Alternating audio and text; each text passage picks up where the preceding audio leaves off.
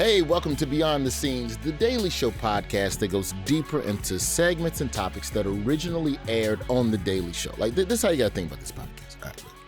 If The Daily Show is a Christmas tree, we're the ornaments you use to decorate the tree. You know, the little twinkly lights and the little gold ribbons and all the little streamers that you put on the tree to make it look like icing. And then in January, when you go to clean up your house, you get caught in the vacuum and mess up your good-ass vacuum. I like Christmas. Today, we're expanding on a topic covered by Daily Show correspondent Dulce Sloan in a segment we call Dulceing, about the impact of HBCU marching bands. Roll the clip. All of this marching band culture found a new home in 1890 when Tuskegee University started the first HBCU marching band. It turns out college and marching bands are a natural fit, like college and STDs. Over the next 50 years, marching bands popped up at Alabama State, Florida A&M, Kentucky State, and other HBCUs. But the big turning point came in 1946, when Dr. William P. Foster at Florida A&M discovered the missing ingredient: choreography. Dr. Foster taught his marching band new dance moves with help from a PE teacher named Beverly Barber. And that must have been cruel for all those band nerds who thought that going to college meant no more gym class. Oh, you thought you were done running? Now you gotta do it with a tuba. But it was worth it because choreography took marching bands to the next level. Adding dancing to anything makes it more entertaining. Karaoke, in-flight announcements, finding out you are not the father. By the 1960s and 70s, HBCU bands had gone mainstream. They were playing Super Bowls, and they even marched to JFK's inaugural parade, which had to be the most memorable parade JFK was ever in. Wait, that seems wrong. So recently, a junior over at USC, Princess Isis Lane, created the Cardinal Divas, which is a Majorette dance team. Now, if you're not familiar with the Majorette dance teams they're a dance team that's rooted in West African dance traditions, and it's a fusion of jazz and hip hop and buck and step, and they do a lot of baton twirling. And a lot of these traditions started in the South and the Midwest, where these Majorette dance teams would dance alongside high school bands and support high school football teams. And that tradition has matriculated up into historically Black college and university bands. And so the mainstream exposure for the Cardinal Divas, they got a little bit of backlash, whether or not activities rooted in HBCU culture should have a place in a predominantly white institution. So to help us delve into that a little bit more, I'm joined by Tech Elevator Pathway Programmer Developer, bandhead, and HBCU advocate, Dr. Christy A. Walker.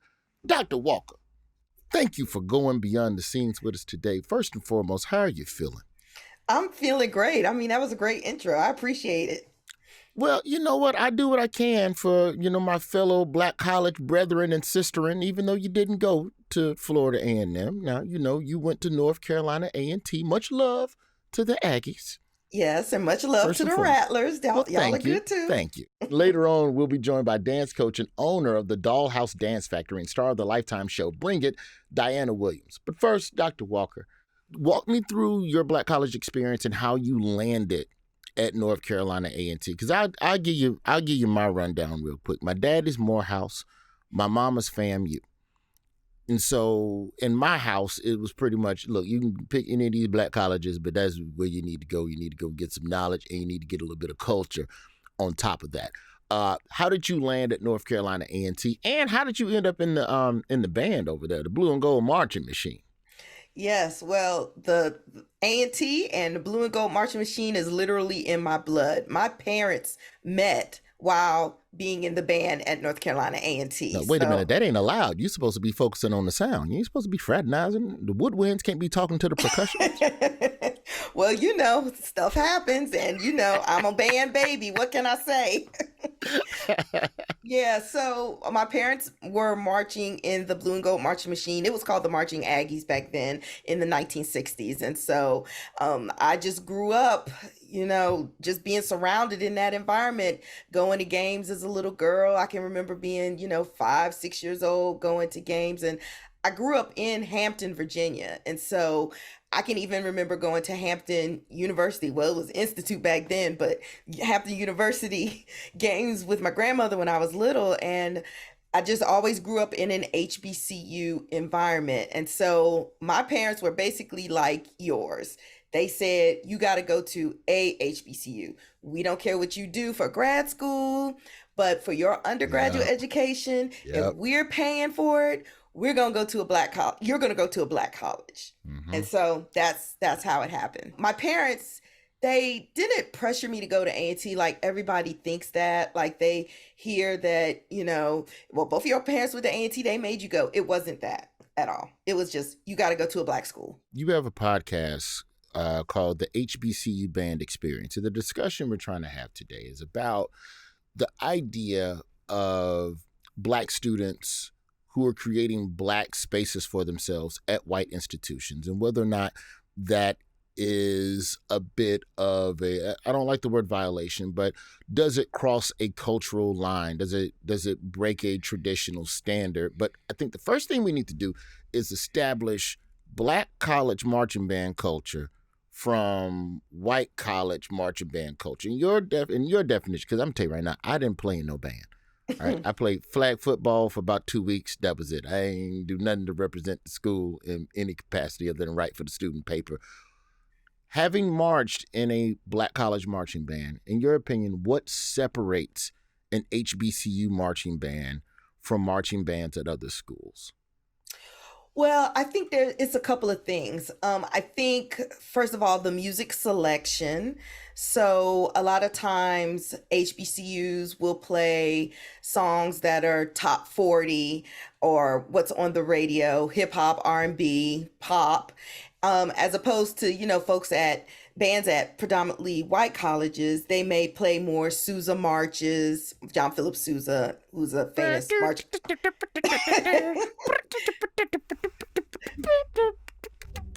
Yeah, exactly, Sorry, no exactly. disrespect. And so they will play that more of that kind of music. But that's one of the big things is the difference in music selection. And then I just think in showmanship, there are qualities that both kinds of bands have. But as far as like the showmanship, the kind of presentation they put out there, it could be even the marching style that they have to the announcer getting on the mic and talking a little smack to the other school. You don't really hear that in Mm-hmm. predominantly white colleges. And so those are the biggest differences I can see. Let's talk a little bit real quick just about the evolution of the Black college marching band, because it wasn't always like that. Like, let's be real. Black music is started way before radio. So, when we talk about, the fact that, a lot of Black soldiers in World War II weren't allowed to carry weapons and were assigned to be in the drum corps instead. Hey, Darky, give us some rhythm while we march down the street and get our victory parade for coming home safe. I know Tuskegee was if I'm not mistaken, Tuskegee was the first HBCU marching band in the 1800s, give or Right. take. I think like 1890 is what. Yeah, I think it what- was what thing? 1890. There's Okay. this debate between Tuskegee and Alabama A&M having the first band, but Tuskegee, we can go with that. Okay, and so then let's talk a little bit about the evolution then. If that was the first band and that was just some drums and, very African influence, when did we get into the choreography and the dancing and all of the more fanfare? When did the glitz start getting sprinkled in? Well, I think it was more along the 1950s. So what happened was you were talking about the military folks in the band. There's a unit called the Navy B3 band that were around during World War II, and it was composed of all Black musicians. And a lot of those musicians that were in the Navy B3 band, they went on to become band directors at historically Black colleges. And so a lot of times they would get their graduate degree, their master's degree, or their doctorate from schools in the Midwest, mainly the Big Ten, because colleges in the South, because of Jim Crow, would not allow them to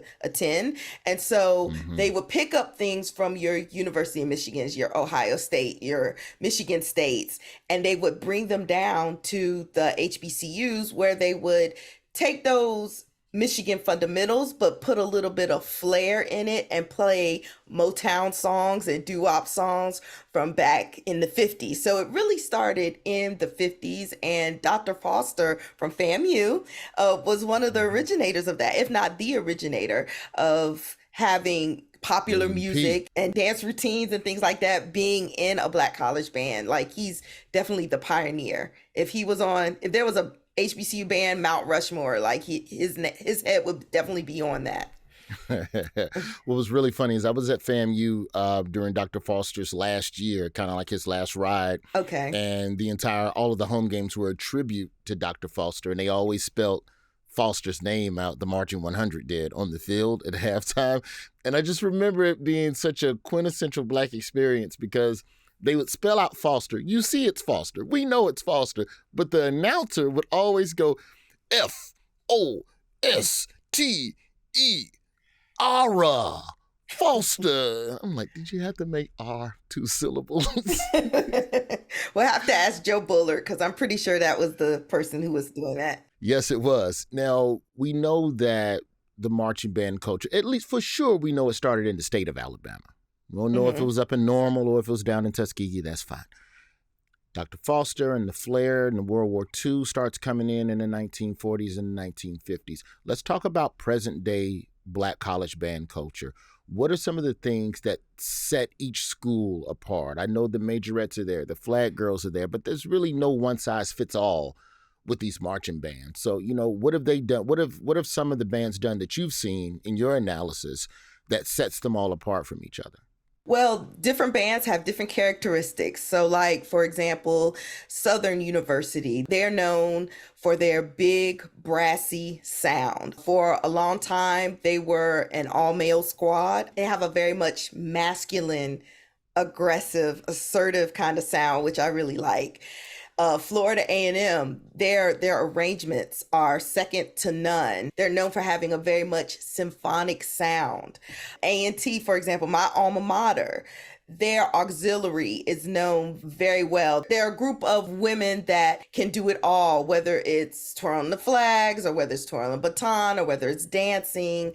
They're known in that aspect. I mean, I can probably pick something out that's unique about every band program. Norfolk State, for example, they are the Spartans, and they have a whole theme with the Spartan Legion, which is, they have very militaristic kind of movements and the songs that they play. I mean, I can pick out something in just about everybody. The thing I think that's also interesting is that, to a degree, there are people who go to Black college football games just to see the band. Like, that's always a long-running joke, but it's kind of the truth.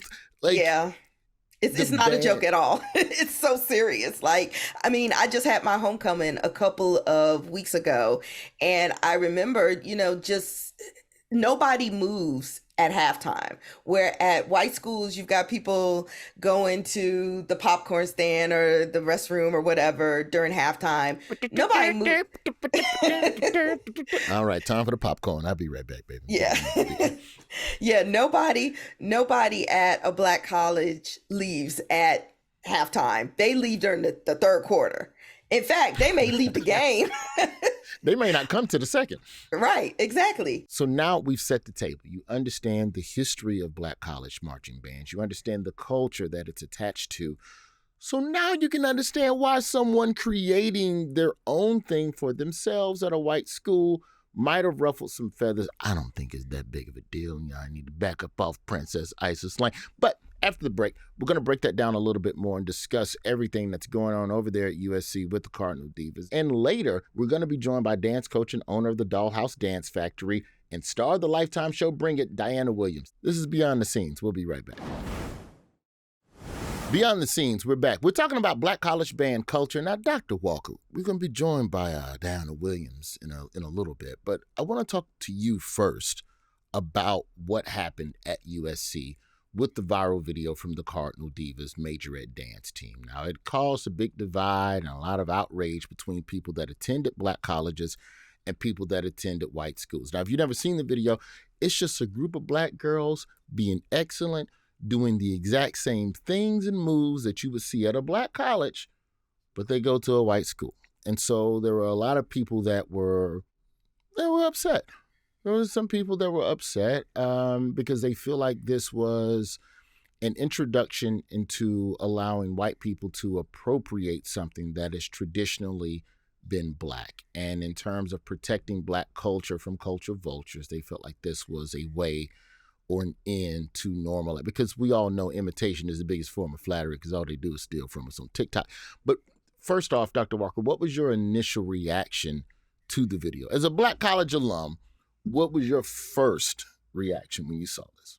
Oh, wow. Well, my first reaction was I was noticing little things that somebody who's not in our band world would notice. So when I first saw the video and I saw them dancing, I noticed their style of dancing wasn't as tight as I would like for a HBCU dance squad to be. I could tell that to me, it looked like a bunch of women just getting together and doing a dance. Like, it didn't seem that tight. And I was noticing the people in the background because they were doing it at a USC game and nobody was even paying attention to them. Like, they looked kind of, I don't know, like out of place to me. So that was my first reaction. And then when I realized that it was at USC, I was like, well, why are y'all doing this here? There are, 107 HBCUs? Why couldn't y'all do that here? So that was my first reaction. I'll tell you what I thought when I first saw it, Dr. Walker. Like, I was like, okay, you're trying to do your thing where you are. You're trying to have a piece of your culture at this place where you've chosen to go. And I understand the nature of, well, if you want a culture, you should have went to the place where the culture was created. But I just know that a lot of Black kids end up at Black colleges for a lot of different reasons. You in California, ain't a lot of Black schools. I don't know where she's from. Maybe you wanted to be in school close to home. Maybe this school had your program and it's a more esteemed, blah, blah, blah, and the graduates go on to do more stuff. But as a comedian who has performed at white colleges for Black student unions, I know that they are always appreciative of there being a smidget of Black culture within this sea of whiteness that they delve into on a regular basis. So, I don't know. I guess it didn't throw me off as much as it did a lot of other people. But do you think that Black college alumni feel that their culture is misunderstood by people who attend white schools? I don't know if it's necessarily misunderstood, but it's more of like, I'll say it like this. Myself and the people that I interact with, a lot of them did not have a problem with this dance squad doing this.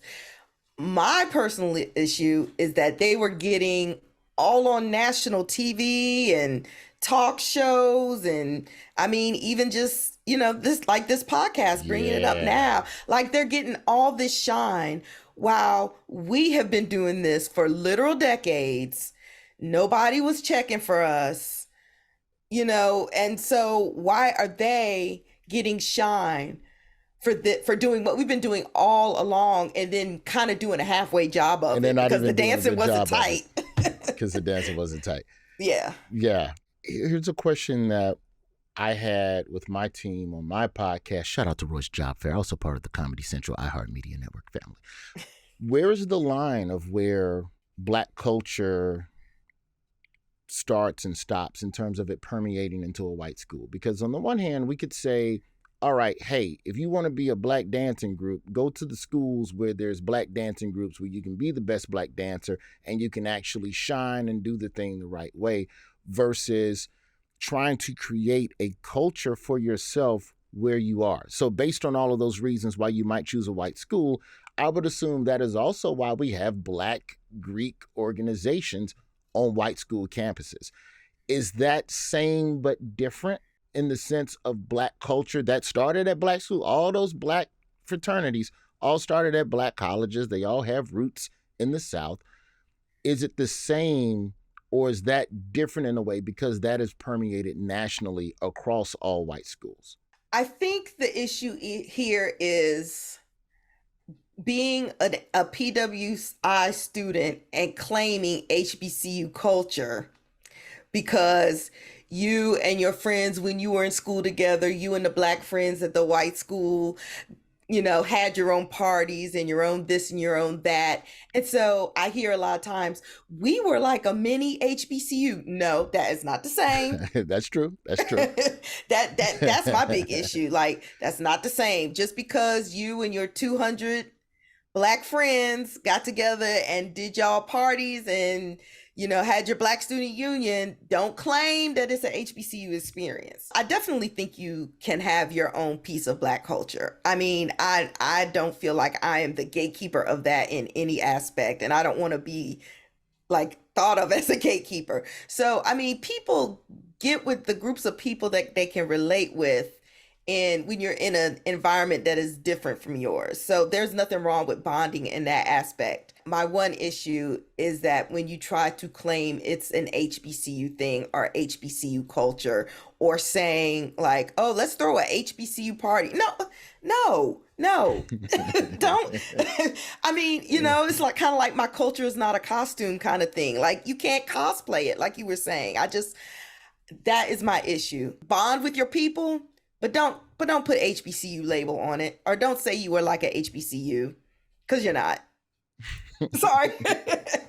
That just really gets under my skin. Clearly, but that's why we're here. That's why we're here, and that's why we're grateful that you were on the podcast. Thank you, Dr. Walker, for going beyond the scenes with us. After the break, we'll be joined by dance coach and owner of the Dollhouse Dance Factory and star of the Lifetime show Bring It, Diana Williams. We'll be right back.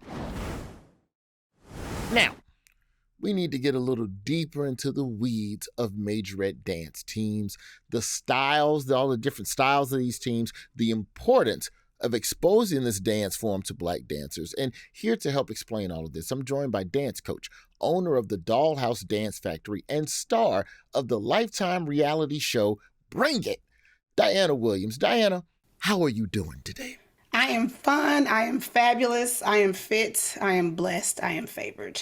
You are all the things. Also, your background is sparkling. That's coordination right there. Coordination. Thank you so much. Thank you. Now, you attended Jackson State the Jackson State University for college. And, before we get into the Black dance culture over there, just start with me and talk to me a little bit about your HBCU experience and what was it like there for you at Jack State? And then also what drove you to choose that school in the first place? Wow. Okay. So Jackson State University has been a part of my bloodline since I was born, literally. My mom went to Jackson State University back in the 70s. She pledged on the campus, Delta Sigma Theta in 76. I was born in 78. So it's like, it's been throughout my life to know. I was supposed to go to JSU. Like, everything about me was Jackson State University. I've come from a long history of HBCU participants in my family. When I say participants, meaning they attended school: Morris Brown College, Morehouse College, Clark Atlanta. It was all a part of my family. Jackson State University is a school that I can't even really call it a school. It's more like an experience. It's more like a state of mind. You know what I mean? Because when you walk onto the campus, you instantly feel like this warm air around you, where you feel like you're a part of a big family and you're at home. I'm Southern. I'm from the South, so everybody speaks, "What's up? Hey, how you doing?" It's the yes ma'am, no ma'ams. It's the normal ambiance of just love and that family feel. And when I was on the campus of Jackson State, I went to Jackson State in 2001. I graduated in 2005. My experiences there were life-changing. They were unforgettable. In so many ways. There were some great experiences, there were some bad experiences, but they were all life-changing and life lessons. I started my dance team while at the school. My dance team was given their first opportunities for large performances at the school. It's because of the school. Yes. It's because of Jackson State that I am who I am, if I'm being very, very honest. I tried out for the dance line at Jackson State, the Prince and J sets, over 6 times and was denied every single time. And it wasn't until, Lifetime showed up with this TV show that it just like a light bulb went off and said, okay, I was never supposed to do that anyway, because if I did, there would not have been this, because there wouldn't have been time for it. I needed to grow my company, grow my brand. The team needed to be good. to be on TV. So how in the world could I have done both? During those 4 years, 2001 and 2005 were the prime years that the team was founded, the foundation, the core, all of it. And it is because of Jackson State allowing the kids to perform at the football games, the basketball games, performing at JSET tryouts as the featured performers that we got our start, and everybody started to really pay attention to these kids. That's a beautiful story. Now, much like yourself, I tried out for FAMU's baseball team twice and was told, no, I'm still waiting on God to give me my blessing into Major League Baseball. I'd be a 43-year-old rookie at some point. Let's break down the roots of Majorette style dancing. And what is it that you think that separates it from all of the other styles of dance? Like, what sets all these teams apart from one another? Because, like, you can all be Majorette dancers, but you all can have a different type of sauce, right? Right. Oh, absolutely. Well, let's just start with the first part of it. Majorette dance, in my definition, it is like a pot of gumbo. It is a mixture of every style of dance that exists, from square dancing to folk dancing to clogging to ballet to jazz to liturgical to hip hop to modern, because Majorette dance takes you on a range of emotion, and it doesn't just lead you to just one place. You could get really, really hype, or you can be really, really chill. You can be really, really sassy, or you could just be really, really demure. It depends on which direction you want to go. Versus ballet is very structured. It has to be this, it has to be that. Hip hop is very this or very that. But with Majorette, it's all of those things. It even encompasses African dance and gymnastics, because you got the tumbling skills. These kids are doing pop-ups off their heads. They're doing helicopters now. There's all kind of things that the trends have changed, with Majorette. So when I look at the style of dance that is my profession, it is awesome in so many ways, because you can't put it in a box. You can't put it in a box. And when I look at the different Majorette styles of all of these HBCUs, every single one of them got their own sauce. It is like how you got your different types of hot sauce, different types of barbecue sauce, different types of Creole seasoning. It's not the same. It's similar, but it's not the same. You look at Jackson State University, they are your acrobatic, very structured, aggressive style of Majorette. You look at the Golden Girls, they're more of your African dance, get low, very aggressive Majorette. You look at the Alabama State Stingettes, they're like the Naomi Campbell of the SWAC. They're just very just like, yes. Elegance, but then, elegance. but they have a little bit of extra little fire, because Naomi Campbell got a fire side to her. But then you go to the other side and you look at Southern University, they're like Misty Copeland, very much so technical, very much so just prim and proper, put me in a box, I'm very cute, I'm not going to do too much to sweat. Every one of them are very different. But then I recently had an opportunity to meet Texas Southern, the dance line, the Motion, and they're all over the place. Like, they're all of these things that I just named from all 4 schools. So it's just no one way to explain it. And each school just has their own swagger. It's kind of like women. We as women are different shades of melanin. We have a different attitude, a different way we walk and pair of heels. That's the way we talk. Same thing with guys. But having this conglomerate of things and being so different is what makes Majorette so awesome. In your show, Bring It, right? Mm-hmm. You have figured out a way to present all of these different sauces to the world through this type of competition. And the competitiveness of this, the idea that I'm the best and that I'm going to try my damnedest to show you just how amazing I am. When you turned on your Twitter that morning, you turn on the Twitter like a television. I'm so old. When you opened up your phone, and you see this video of Princess Isis Lane, and you see her doing a lot of these different styles, and the Cardinal Divas doing this thing. It caused a huge divide between the Black college and predominantly white institution community, between the Black college alum and non-Black college alum community. It did. What was your initial reaction? Because you are essentially a curator of you are a sommelier, if you will, of Black dance and Black Majorette culture. What was your first reaction when you saw what you had done and what you had seen, championed so well at so many Black institutions happening at a white institution? I didn't look at it as an HBCU PWI thing. It's just dance. I just looked at it as a young girl deciding that she wanted to do something, and she just did it. I guess I'm the wrong person to ask that question. Well, I guess I may be the right person because, I mean, I go against the grain. I'm going to do what I want to do anyway. I don't want nobody telling me what to do. I don't care if I'm in the middle of the cornfields or standing in Alaska in an igloo. I'm going to do what I want to do.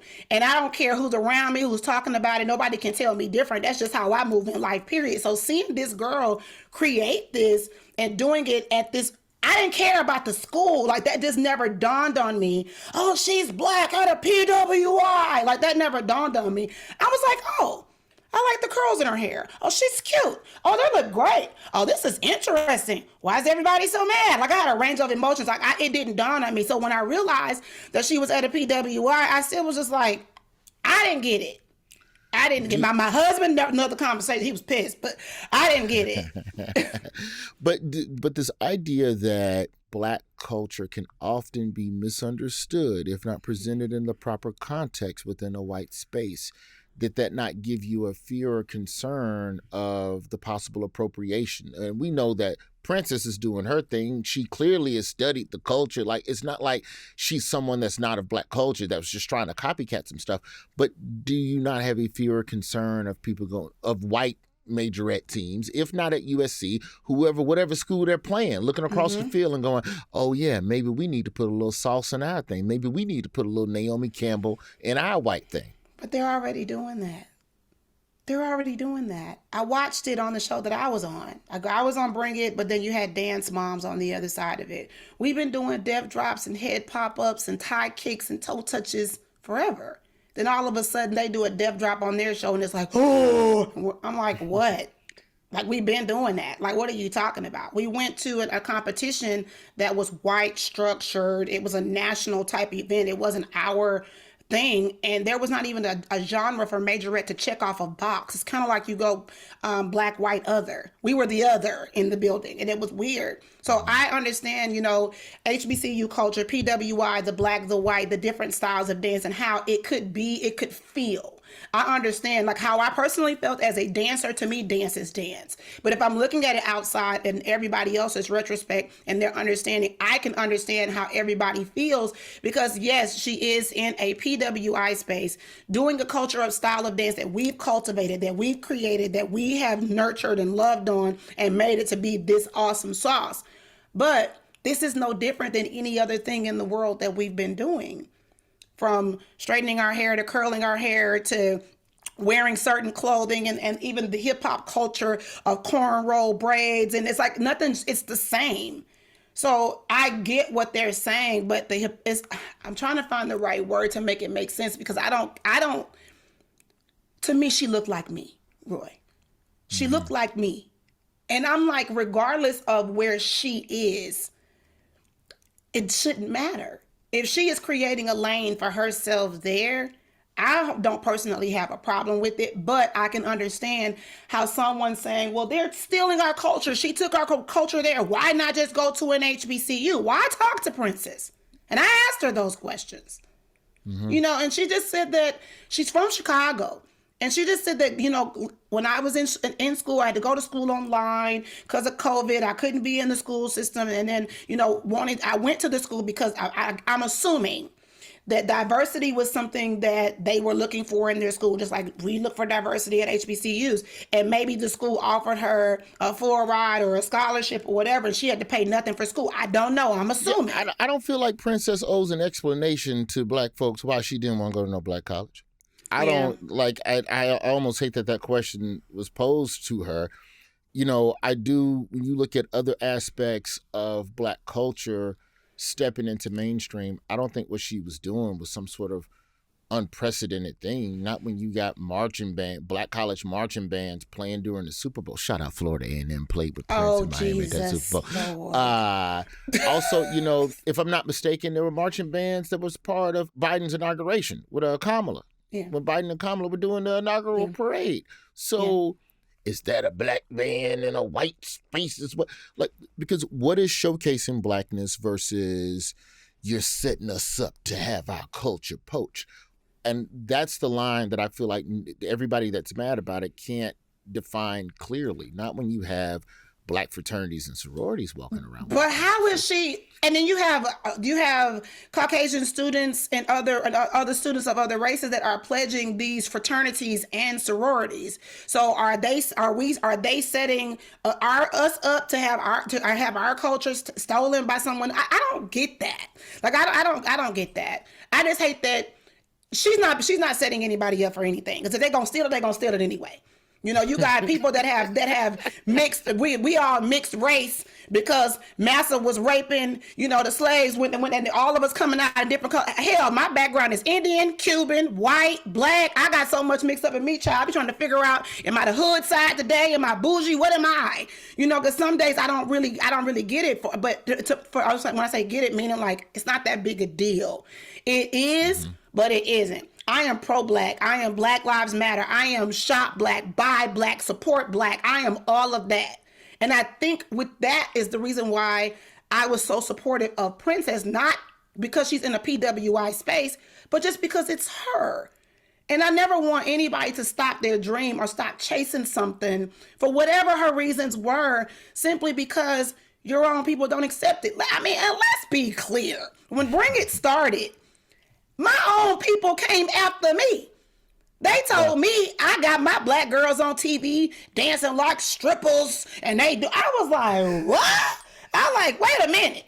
Did our African ancestors not to the top? Like, I'm confused. Am I not showed the blackness to everybody? That's our secret. Listen, I was confused, and I love my people. I love being black child. Wouldn't change anything about me in the world, but it's just crazy. Did you get any grief for being on Lifetime and not a black network? It wasn't that. It was more of, I was told that I am dumbing down myself for this network and I'm not being my natural self. Now, if you watch that show, you know everything about me was me. So I don't know what they talking about. But at the same time, it was me kicking down doors and opening up another opportunity for us to be seen on television. We're the fastest growing show in the history of that network, period. That's Googleable. Like we're an all black cast of young kids doing a style of dance that nobody really even talked about until we got on TV. So Lifetime, us being on that network, to me, it really helped us cross another line. It's kind of like a black star becoming a pop star or a country singer. You know, we're crossing different lines and showing that we deserve to be in this particular space. So you start this group at Jackson State. So you know of the hurdles when it comes to starting a group. Now, it's one thing to talk to Princess and give her emotional support and talk to her about the backlash, but what were some of the other blind spots that you were able to hip her to? Like, just in a support, like how do you offer support to Princess and the Cardinal Divas? Like, what other things did you look at that and go, oh, she gonna need this, and that. I gotta get this girl on the phone. Mm-hmm. Well, I started dancing dolls at a community center in Jackson. I just so happened to go to Jackson State at the time where my team started. So I didn't start mine like she did hers. However, what I did tell her was that they needed costumes. I just feel like they need a look.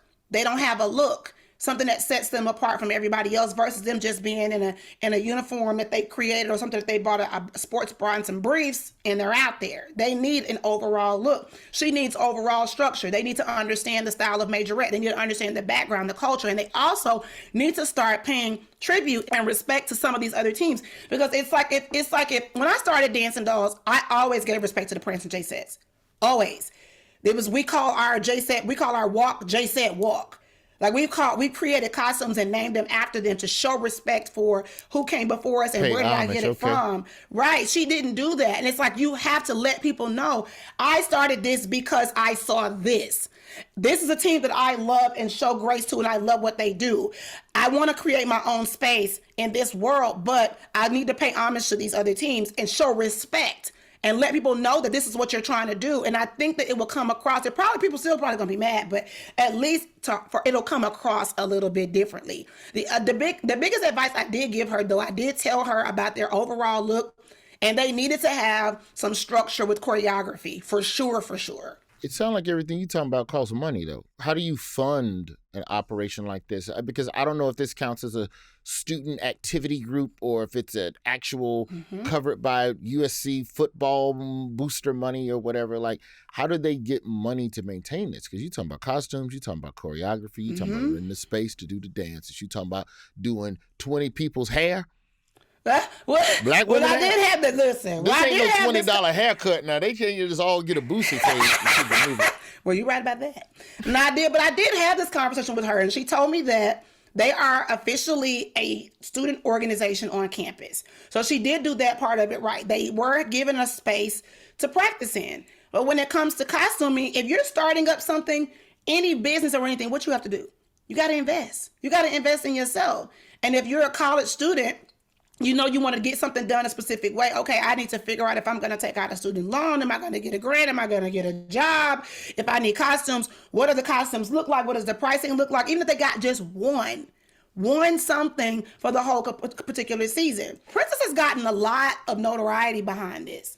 There's a lot of people that she's been on the Jennifer Hudson show. She's been on all these different news shows. She's been everywhere. Yeah, gave her a shout out. Yeah, she should be using these opportunities, not just a viral, but to build a business, not a business, but I guess my head's always in business, but to build another space for her to make money. And it's like, do you start a GoFundMe? Do you create a donation account where there's monies there for you to be able to get donations for your kid, for your dance line? But then on top of that, Roy, the world we live in now as Black women, we wear wigs, we wear weaves. You can get a wig made that will last you a full year and get your braids done underneath it for $30 every time you have to perform.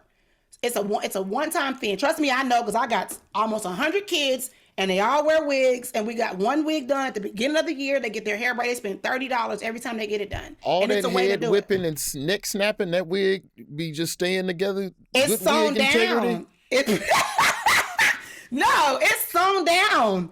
It's sewn down. Okay. I'm pretty sure that somebody would want to donate their time to have an opportunity to work with Princess. And I'm going to tell you 2 people I know for sure. One, her name is Jesslyn Stiegel. She's a former member of the Jackson State University Prince and J sets. She lives in California. She offered her services, and she said that she would be happy to coach them. Also, a makeup artist by the name of Monet. Monet was my makeup artist for 3.5 years for the Bring It Live tour and on Bring It. She's awesome. She lives in Los Angeles and is willing to donate services to them as well. I offered to purchase a uniform for the girls, and I also offered to come to California during basketball season to help them with choreography. Because my thing is like, if I'm not a part of the solution, then I'm a part of the problem. If I can't donate $1 to them, then I'm not going to talk about it. I'm not going to sit back and like, look at them, look a mess. But I'm not doing anything about it. So, but there are people that are willing to help. She just has to be willing to get in the right space to be able to do that. And then on top of that, you can't come with your fists like this because you're going to miss out on your blessing. You got to have your hands open to be able to receive it. I think that a bigger issue that was kind of buried in all of this, in my opinion, is that I think that this exposed to some degree why a lot of Black kids don't go to HBCUs. And it's not always because they don't want to. And there was a conversation happening underneath the surface about that because, a lot of kids are from states that straight up don't have a Black college and they can't afford the out-of-state fee. I went to FAMU out-of-state from Alabama, and I tried to get in-state my junior year. They said if you get one bill in your name for a year, you can get it. But I didn't know you also had to have a Florida ID, and they got my ass. Why is funding essential to remedying the issue of, the number of Black kids across the country who often choose a PWI over a Black school? Money's going to always be an issue for everything. If you don't have the money, you can't move like you want to move. It just is what it is.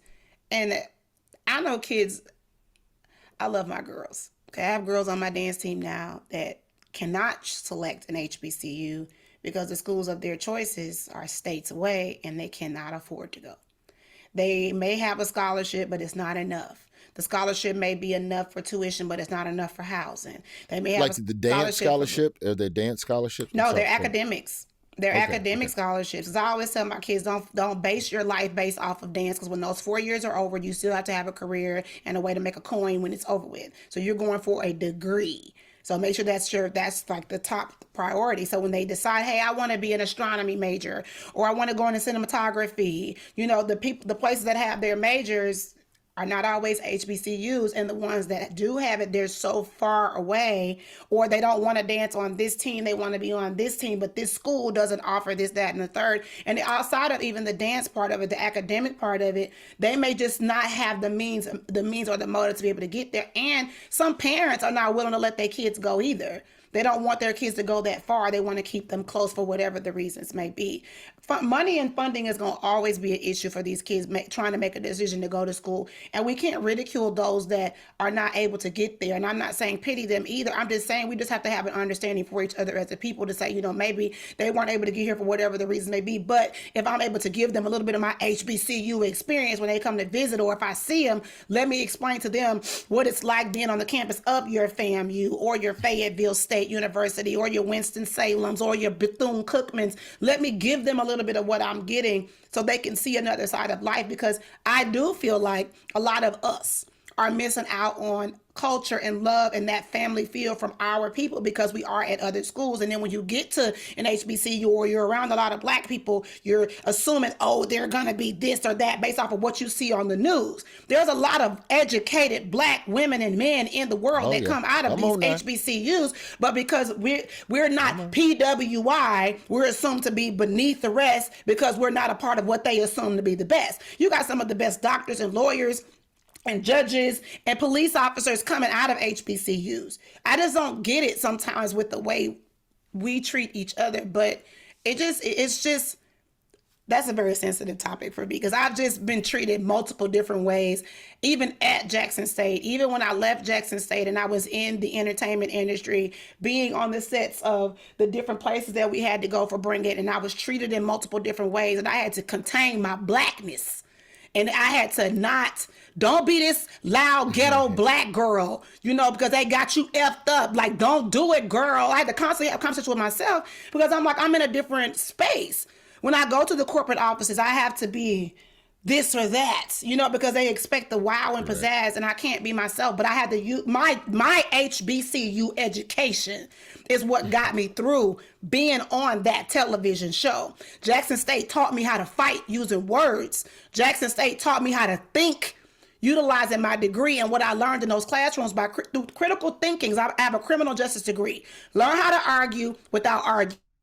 One of my teachers always told me that. Learn how to argue without arguing. Learn how to speak your mind with authority without being afraid of your voice being too aggressive because you were a woman and because you're Black. Learn how to speak and present and talk and command a room no matter where you go. These are things that I learned at my school. But I also learned that no matter where you go or what you do, somebody gonna try you, and you gotta be able to have that ethnic side, okay? And you gotta also be able to have the professional side where you can turn it on and turn it off. And I do feel like I love all schools and all people, and I have to say that because I feel like people gonna get me. But being at a PWI, you ain't gonna get what you're gonna get at an HBCU.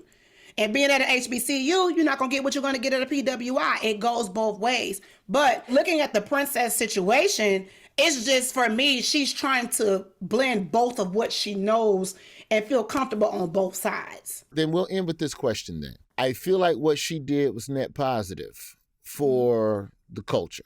Mm-hmm. Why do you think it's important, or do you think it's important? I think you do. Why do you think it's important to have something so culturally specific, be it a dance team, majorettes, Black Greek organizations, hell, a Drake concert?